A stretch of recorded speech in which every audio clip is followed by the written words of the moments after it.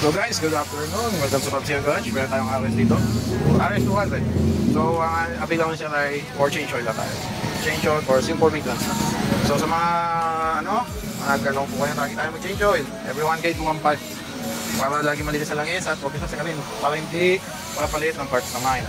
So, hindi na langis. Hindi na mawala viscosity. So, sa mga dyan, change na. So, kaya lang, break ko lang kayo pag nagpapalita tayo lang. Isa.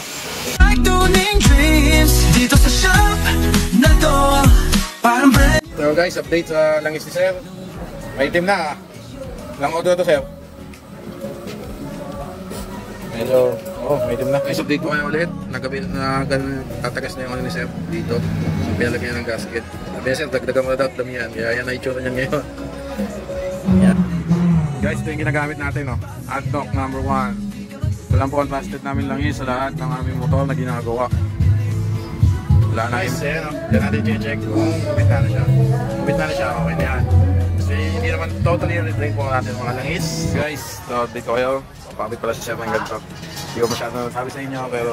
So guys, tapos na natin yung RS ni Boss. Ang mga inabi niya pala sa atin ay nagpa-change oil lang siya. Palit oil filter na rin, saka nagpakabit siya na...